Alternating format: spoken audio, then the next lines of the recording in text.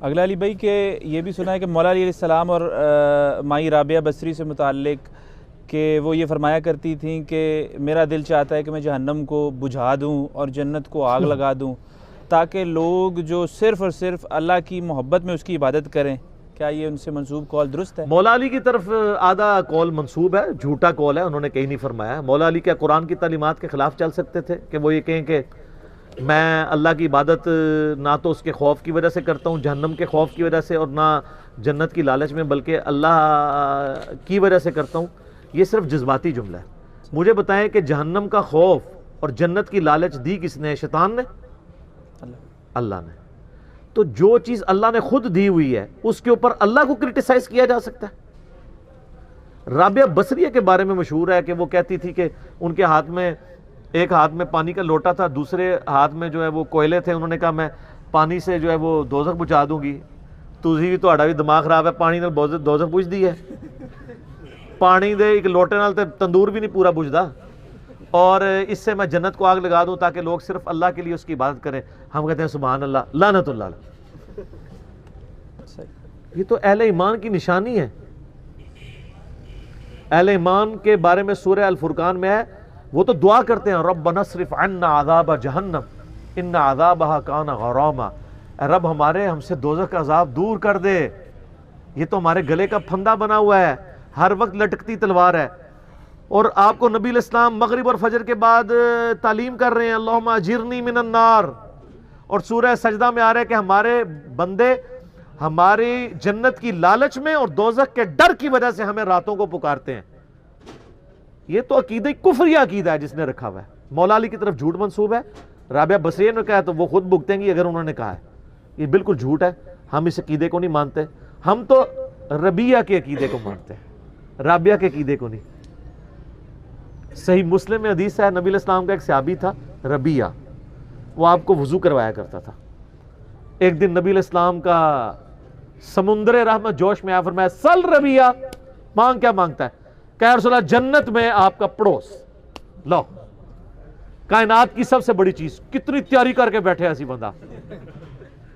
آپ نے فرمایا کچھ اور مانگ لے. نہیں یا رسول اللہ یہی. آپ فرمایا کثرت سجود سے میری مدد کر، یعنی تو عبادت میں استقامت اختیار کر، میری دعا کی برکت سے تجھے جنت میں پڑوس مل جائے گا. تو نبی علیہ السلام کو تو کہنا چاہیے تھا تو جنت کے لیے کیوں بات کر رہا ہے، مجھ سے کہہ رہا ہے؟ تجھے تو کہنا چاہیے مجھے اللہ کا عشق مل جائے بس، منو جنت نہیں چاہیے دی. تو ہم ربیہ کے عقیدے پہ ہیں. رابعہ آپ کو مبارک، ربیہ والا ہمارا عقیدہ ہے. ہم کہتے ہیں ہمارا حشر ربیہ کے ساتھ ہو، آپ کا حشر رابعہ کے ساتھ ہو. ویسے کوئی جرت نہیں کرے گا، جس کو یقین بھی ہے نا وہ بھی نہیں کرے گا. کتنے پکے کٹر ناسبی ہیں نا، او جی یزید تے قسطنطینیہ دی بشارت فٹ ہوندی ہے، میں کہنا جی اللہ تینوں یزید نہ رکھے منو حسین نال، کہنا نہیں نہیں نہیں، اندر کھٹکتا ہے نا سر. پھر حسین تو حسین ہے نا. صحیح. چلو تو سیدنا حسین جنتی نوجوانوں کے سردار ہیں، تو نوجوانوں کو تو ویسے ہی ان سے عقیدت ہونی چاہیے. ٹھیک ہو گیا. اچھا علی بھائی، اکثر اوقات جو ایک حدیث جو ہے نا بخاری کے ریفرنس سے سوشل میڈیا پر بہت شیئر کی جاتی ہے کہ میں جو علی جو ہیں وہ علم کا شہر ہیں، ابو بکر بنیاد ہیں، اور عمر دیوار ہیں، اور عثمان رضی اللہ عنہم اجمعین یہ چھت ہیں. اور تو وہ پوچھتے ہیں کہ یہ حدیث جو ہے صحیح بخاری کے کس چیپٹر میں؟ بخاری شریف کوئی نہیں ہے، بکاری شریف ہی ہوئے گی کدھر.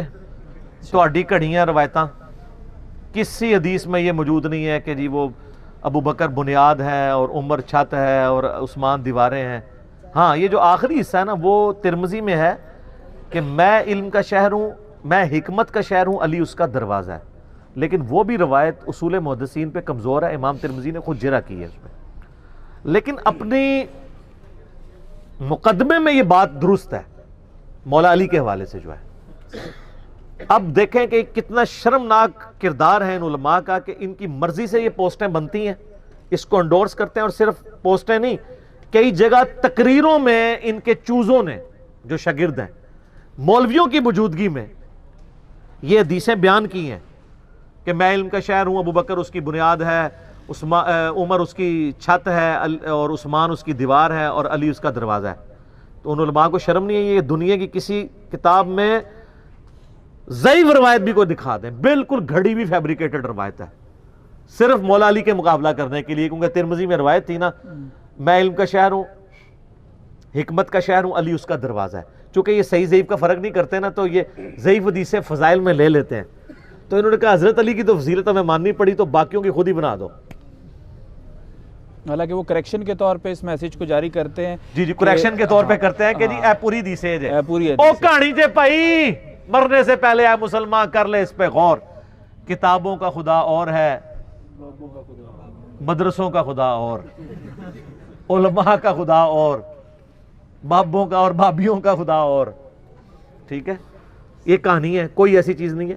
مسلم شریف میں والے ایک حدیث، اوپر تلے 3 حدیثیں ہیں،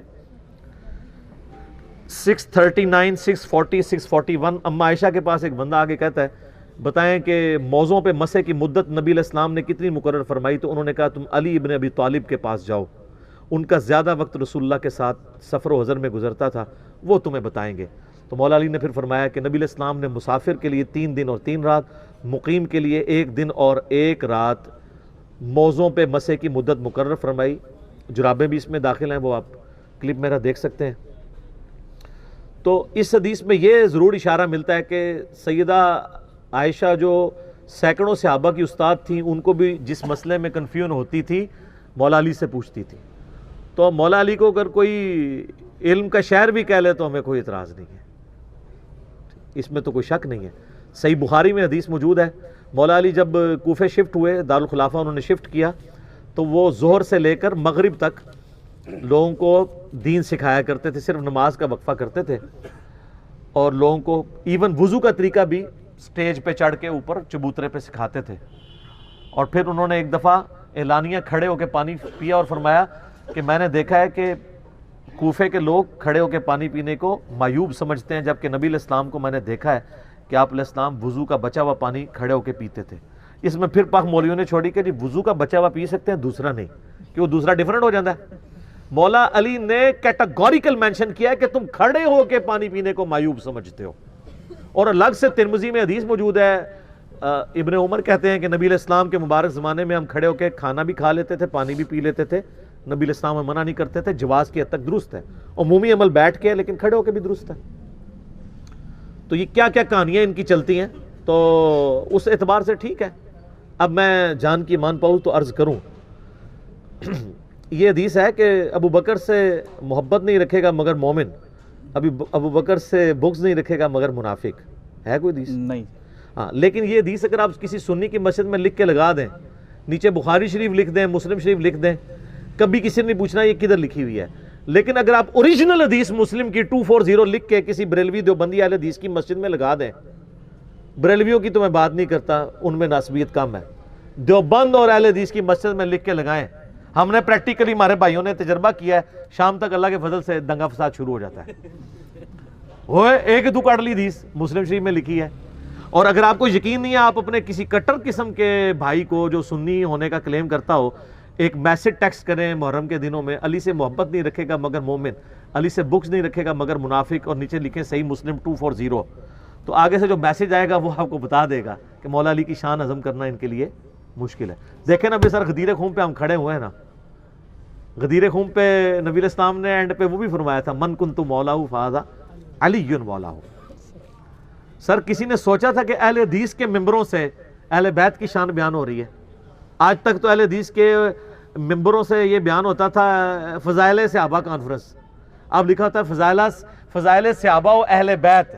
اہل بیت برکت کے لکھا ہوتا ہے، بیان وہی ہو رہے ہوتے ہیں، فضائل صحابہ بھی نہیں بیان ہوتے، فضائل معاویہ ہی بیان ہو رہے ہوتے ہیں. وہ آپ کے شر سے بچنے کے لیے، میرے شر سے بچنے کے لیے، میرے شر سے یہ لوگ نہیں بچ سکتے. میرے شر سے بچنے کے لیے ان کو منکرین حدیث ہونا شرط ہے. میں نے بتایا نا، غامدی صاحب نے کہا ہے کہ مجھے تو سارے کہتے ہیں کہ منکر حدیث ہوں، کیا اہل حدیث دیوبند اور بریلوی صحیح بخاری کی 2812 نمبر حدیث کہ عمار کو ایک باغی جماعت قتل کرے گی، وہ ان کو اللہ اور جنت کی طرف بلائے گا اور وہ معاویہ کی پارٹی دوزخ کی طرف بلانے والی ہوگی، یہ حدیث ماننے کے لیے کوئی تیار ہے؟ مانتے ہیں. وہ کہتے ہیں ہم انکاری نہیں ہیں، ہم کہتے ہیں آپ اقراری نہیں ہیں. ہم کب کہتے ہیں ہم انکاری ہیں؟ انکاری ہو تو آپ کی جرت نہیں ہے، لیکن آپ کونے بڑے نے، اقراری بھی کوئی نہیں نے. چھوڑ دیو، کربلا ہر جگہ آ جاندی ہے، اگے ٹرو.